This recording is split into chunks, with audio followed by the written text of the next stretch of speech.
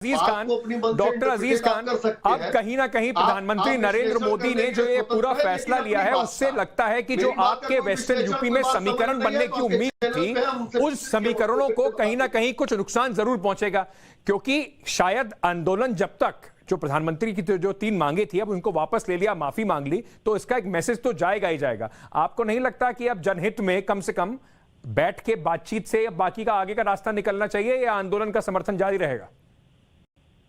देखिए अंकित जी, पहली बात तो माननीय प्रधानमंत्री महोदय और बीजेपी के तमाम नेता और मंत्रीगण, इनको किसान मान ही नहीं रहे थे कि साहब ये किसान आंदोलन कर रहे हो, तो कह रहे थे पता नहीं कौन ये साहब खालिस्तानी पाकिस्तानी आतंकवादी हैं, पता नहीं कौन लोग हैं। एक बात देखिए, इनको किसान से मतलब नहीं है और कि किसान के हित की बात नहीं है, ये वोट की हित की बात है। जब वोट की चोट है तो इस तरीके की बात निकल करके आई। एक बात आप अंदाजा लगाएं, सैकड़ों किसान मर गया, तमाम कई किसानों को कुचल दिया गया।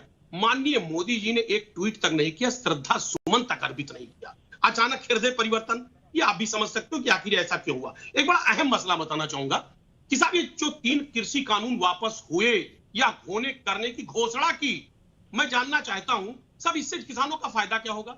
भाई वो तो आपने खुद लाए थे, अपनी मर्जी से लाए थे, आप अपनी मर्जी से वापस लिए जा रहे हैं। इसमें किसानों का फायदा नुकसान क्या मतलब? अरे भाई किसान मांग कर रहा है एमएसपी की, हाँ। किसान बात कर रहा है भाई 700 किसान जो मरे किसकी वजह से मरे?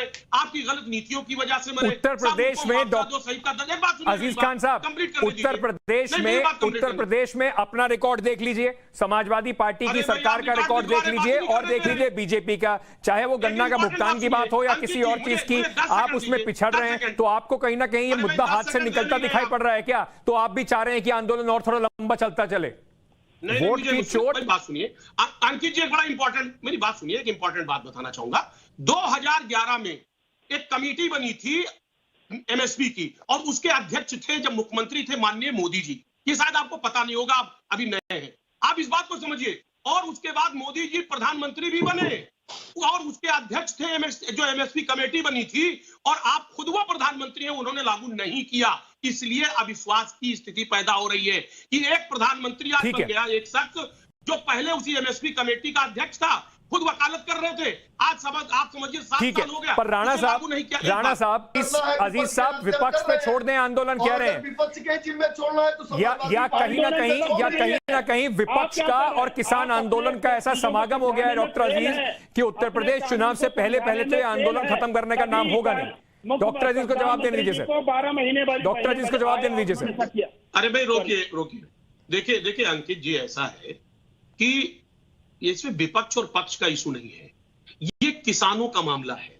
और वो किसान जो निरीह है, आज किसान आत्महत्या आदमी कैसे करता है? बड़ी समस्याओं के दौर से जब गुजरता है तब आत्महत्या करता है। आप आत्महत्या समझ रहे हैं क्या होता है? आत्महत्या जब डॉक्टर अजीज साहब 2017 से पहले भी किसान उत्तर प्रदेश में इतना ही परेशान था, उसकी मुसीबतें वैसे ही बढ़ रही थी, गन्ने का उसको पेमेंट तब भी नहीं मिल रहा था। आपको अभी याद आई है किसान की परेशानियां? जमीन पे आइए ना, स्टूडियो से नहीं बात हो पाएगी। बात सुनिए मेरी बात, अगर किसान आज कह रहा है, बता दीजिए 700 किसान मर गए, कितनी खरीद अखिलेश यादव जी ने की थी? भाई क्या दिक्कत है? कितनी खरीद अखिलेश यादव जी ने किसान मर गए, कौन जिम्मेदार होगा इसके लिए? भाई आप उसके लिए जिम्मेदार है कि नहीं जिम्मेदार है? अगर जो किसान आज मांग कर रहा है, एमएसपी की बात कर रहा है, भाई अगर किसानों की आय दोगुनी करने का आपने वादा किया। डॉक्टर अजीज साहब, अपना ट्रैक रिकॉर्ड भी देखकर आप कुछ बात करेंगे ना, या बहती गंगा में हाथ धो लो, राजनीति में काम चल जाएगा? देखिए राजनीति का इशू नहीं है, बात को समझिए आप। देखिए ऐसा है, अगर किसान अपनी जायज बात कह रहा है, भाई किसान जितनी लागत उसकी है वो लागत भी नहीं निकाल पा रहा है, आत्महत्या कर रहा है, और अन्नदाता हमारा जो देश का अन्नदाता है वो पैदा करता है। बहुत अच्छी बात है, आप ये सारी बातें कर रहे हैं, मैं तो इस बात से खुश हूं, कम से कम किसानों के बारे में बात चल रही है। पर ये सारा आपको तब क्यों याद आता है जब आप ऑपोजिशन में होते हैं? अपनी सरकार के समय में सब बातें शायद आपको याद नहीं थी। हमेशा ध्यान दिया, जब हम पक्ष में थे तो क्या काले कानून आए? हुई थी क्या? 700 किसान मरे थे? ठीक है। क्या किसानों पर गोली चली थी? ठीक है। क्या बुलेट चली थी किसानों पे? ठीक है। मनीष